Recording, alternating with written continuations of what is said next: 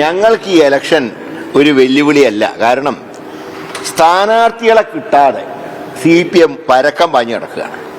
അവസാനം ഒരു ഡോക്ടറിൽ ചെന്നെത്തിയിട്ടുണ്ട്. തൃക്കാക്കരയിൽ മത്സരിച്ചൊരു ഡോക്ടറെ വഴിയാധാരാക്കി. എനിക്ക് വേണ്ടത് ഇന്ത്യൻ മെഡിക്കൽ അസോസിയേഷൻ അടിയന്തരമായിട്ട് പ്രമേയം പാസ്സാക്കണം. ഞങ്ങളുടെ സഭയിലെ അംഗങ്ങളെ വഴിയാധാരാക്കരുതെന്ന് മുഖ്യമന്ത്രിയോടും CPM-നോടും അഭ്യർത്ഥിക്കാൻ ഇന്ത്യൻ മെഡിക്കൽ അസോസിയേഷൻ തയ്യാറാണെന്നാണ് എനിക്ക് പറയാൻ. കാരണം അദ്ദേഹം ഇപ്പോൾ കേൾക്കുന്ന പേര് നല്ലൊരു ഡോക്ടറാണ്, ജില്ലാ ആശുപത്രി സൂപ്രണ്ടാണ്. ഇത്രയും നല്ലൊരു മനുഷ്യനെ ഇതിലേക്ക് എറിഞ്ഞു കൊടുക്കണോ എന്ന് പാർട്ടി തീരുമാനിച്ചാൽ മതി. അതിനാണ് രസം BJP വേണോ വേണ്ടെന്ന് നിൽക്കുക. വെല്ലുവിളിയുടെ പ്രശ്നത്തോട് ഉദിക്കുന്നില്ല. ഞങ്ങളെ സംബന്ധിച്ച് ഞങ്ങളുടെ പാർട്ടി സ്ഥാനാർത്ഥി രംഗത്ത് വന്നു കഴിഞ്ഞു. അദ്ദേഹത്തിന് വിജയിപ്പിക്കുന്ന കാര്യത്തിൽ അൻവർ സഹകരിച്ചാൽ അൻവറിന്റെ സ്ഥാനാർത്ഥിയോ മത്സരിച്ച് അത് കോൺഗ്രസിന് എന്ത് വന്നാലും നിലമ്പൂരിൽ UDF ജയിച്ചിരിക്കും.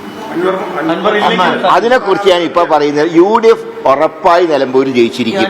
നിർബന്ധമായും UDF-ന്റെ കൂടെ നിൽക്കണം എന്നുള്ള ഒരു നിർബന്ധ ബുദ്ധി കോൺഗ്രസ്. ഞാൻ പറയുന്നത് പിണറായി സത്തിനെതിരെയുള്ള പോരാട്ടത്തിൽ എല്ലാ ആയുധങ്ങളും പ്രയോഗിക്കണം.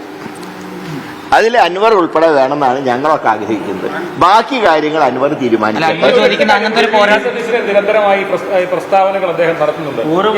ഒരു ഘട്ടം ഞാൻ പറയാം, UDF-നോടൊപ്പം സഹകരിക്കാനാണ് അദ്ദേഹം ആഗ്രഹിക്കുന്നതെങ്കിൽ UDF ചെയർമാനെതിരായിട്ടുള്ള പരാമർശം നിർത്തണം. ഇത് VD സതീശൻ എന്ന വ്യക്തിയല്ല, അത് UDF ചെയർമാനാണ്. ആ ചെയർമാനായിട്ടുള്ള UDF-ഉമായിട്ടാണ് സഹകരിക്കേണ്ടതെങ്കിൽ ആ ചെയർമാനെതിരെ വിമർശനം ഉന്നയിച്ചാൽ പിന്നെ എങ്ങനെയാണ് സഹകരിക്കാൻ കഴിയുക?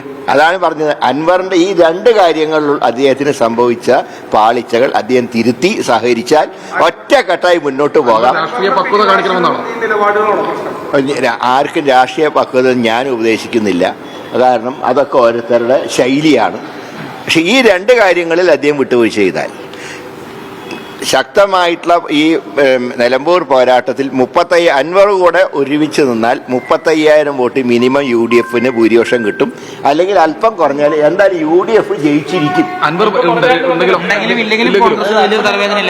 അത് അതിനെക്കുറിച്ചൊന്നും ഞാൻ പറയുന്നില്ല. UDF ജയിച്ചിരിക്കും, ആര്യാൻ ഷൗക്കത്ത് ജയിച്ചിരിക്കും. ഈ രണ്ട് കാര്യങ്ങളും ഈ ഒരു സംശയവും ഞങ്ങൾക്കില്ല. പൊളിറ്റിക്കൽ ഫാക്ടർ തന്നെയാണ്.